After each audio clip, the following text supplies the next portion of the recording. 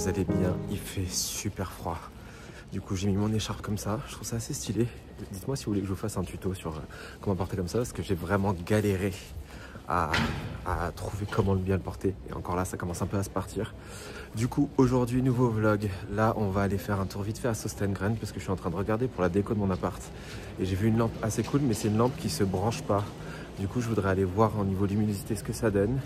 Et ensuite on va aller aux Galeries Lafayette des Champs-Élysées, parce que je voudrais avoir un peu d'inspi sur ce qui se fait en ce moment. Je trouve qu'on peut trouver des pièces de créateurs assez cool là-bas. Donc on va aller faire un petit tour, on va se balader. Et après on rentre à la maison, parce que ce soir j'ai invité des potes à manger. Et du coup on fait une raclette, ma première raclette de l'année. Et du coup je voudrais tout bien préparer, parce que mon appart est petit. Et du coup il faut que je rachance un peu tout pour qu'on puisse manger à table tranquillement.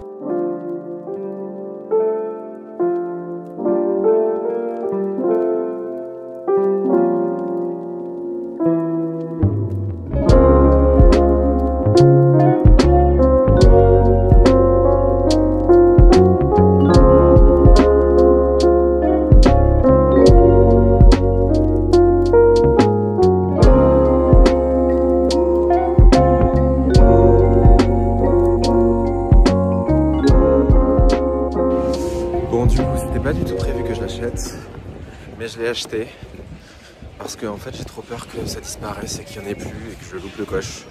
Donc il faut juste que je prévienne les personnes que c'est plus sur ma liste de Noël.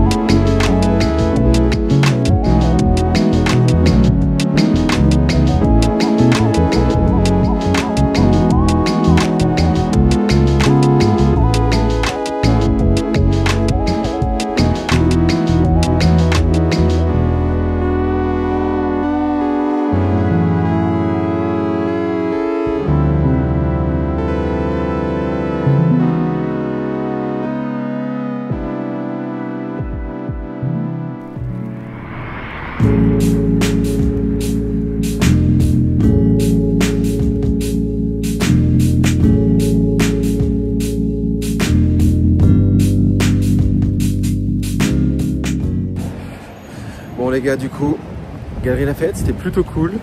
Les vendeurs sont vraiment trop sympas là-bas. J'ai regardé pour le sac Peekaboo de chez Fendi, qui est vraiment le sac que j'aimerais acheter dans les années à venir. Bon, il est à 4 700 €, donc autant dire que c'est pas pour tout de suite, mais vraiment je le trouve trop stylé. Et ensuite j'ai été sentir les parfums, parce que Daniel Simmons a toujours parlé des parfums de la maison Margiela, les Replica. Et je voulais sentir un petit peu parce que je connaissais pas du tout la gamme. Et en vrai c'est pas mal. C'est pas mal, il y a des trucs que j'aime, des trucs que j'aime moins, mais c'est un peu inspirationnel comme gamme et je les trouve pas si chers que ça. Et en plus ils font les bougies et les diffuseurs pour la maison, donc si jamais vous voulez avoir la même odeur chez vous que sur vous, bah vous pouvez avec cette gamme là. Et ensuite j'ai voulu aller chez Sephora, des Champs-Élysées précisément, parce que je veux trop sentir le parfum Fenty. J'ai remarqué qu'en fait on le trouve nulle part et du coup on sait pas ce qu'il sent, et apparemment c'est un parfum mixte et ça peut m'intéresser. En fait je sais pas trop si c'est un peu traité comme un parfum de niche ou si c'est un parfum normal, donc j'aimerais bien savoir ce que ça sent, mais malheureusement mis à part l'acheter, j'ai aucune solution pour le sentir. La vendeuse a été cool parce qu'elle a essayé de me trouver un échantillon, mais malheureusement il n'y en avait pas. Donc là je continue de me balader un petit peu et puis on va rentrer tranquillement, préparer la soirée. Et voilà quoi. Par contre il fait tellement froid, et j'ai des sous-couches de ski en dessous.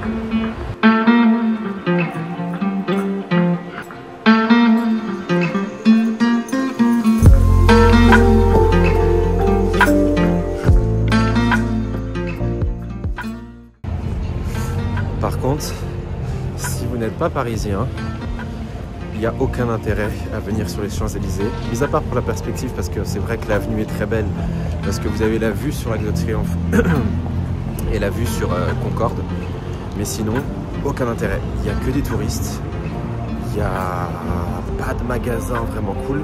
Franchement le seul magasin qui est intéressant d'aller voir là-bas, c'est les Galeries Lafayette, Et encore, je crois que je préfère la Samaritaine. En fait, la Samaritaine et les Galeries Lafayette, c'est vraiment les deux magasins que j'aime beaucoup pour aller voir les pièces de créateurs, etc.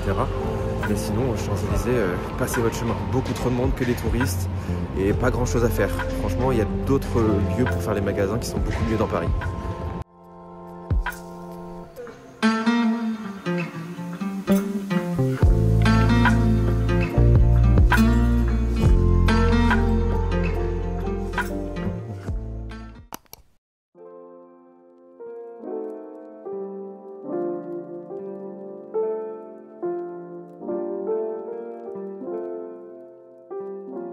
Ce qui est compliqué, je trouve, de trouver, c'est où placer le curseur entre là je suis en train de procrastiner ou là mon objectif est peut-être un peu trop ambitieux et je fais du mieux que je peux et c'est déjà très bien.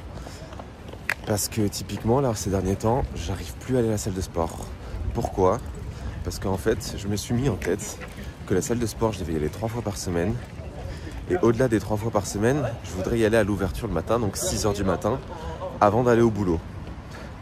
Ce qui fait que je dois me lever à peu près vers 5h45, enfin 3 jours dans la semaine, etc. Et c'est compliqué. Pour éviter la foule et pour être justement tranquille, pour pouvoir faire des exercices, parce que je suis dans une salle assez populaire. Et du coup, il y a énormément de monde en fait. Et comme on est sur Paris, les salles sont beaucoup plus petites qu'en banlieue, je trouve. Et du coup, elles sont moins agréables. Donc moins de machines, moins de place, etc. Allez Léo! Et du coup, est-ce que je me suis dégoûté ou est-ce que je procrastine? Je pense que je procrastine beaucoup sur le sport parce que j'arrive pas à me lever aussitôt le matin, parce que j'ai mon boulot, parce que je dois créer du contenu, parce que je vois mes potes, parce que tout ça, enfin j'ai ma vie à côté quoi. Et en fait, j'arrive pas à placer le curseur sur la discipline et en fait la procrastination. Et du coup, je pense qu'en fait, il me faut un peu plus de discipline parce qu'en effet, j'y vais pas et c'est pas en accord avec les objectifs que je veux me fixer. Mais il y a aussi ce truc de peut-être que l'objectif il est assez haut. En fait, je suis pas un robot non plus. Et donc il faut que je sois quand même indulgent si je veux atteindre mes objectifs. Parce que tant que je fais, même si c'est pas l'objectif final 3 fois par semaine, avec tous les contenus qui sortent, etc. Je pense qu'il faut être un peu indulgent avec soi-même. Et en fait voilà, c'est pour ça que je vous en parle. Parce que je trouve que parfois on est exigeant avec nous-mêmes. Parce qu'on voit des trucs sur les réseaux où les gens ont une vie hyper millimétrée. Tout va bien, etc. Et en fait, la vie, c'est un peu des imprévus. C'est un peu de la démotivation aussi. Donc, il faut avoir de l'ambition. Faut pas lâcher ses objectifs. Mais le seul truc, c'est que la réalité, c'est que tout ne se fait pas en un claquement de doigts. Et ta discipline et ta routine, tu vas pas la trouver d'un coup. Tu vois, c'est comme le contenu. J'ai changé quelque chose dans mon organisation pour pouvoir publier régulièrement.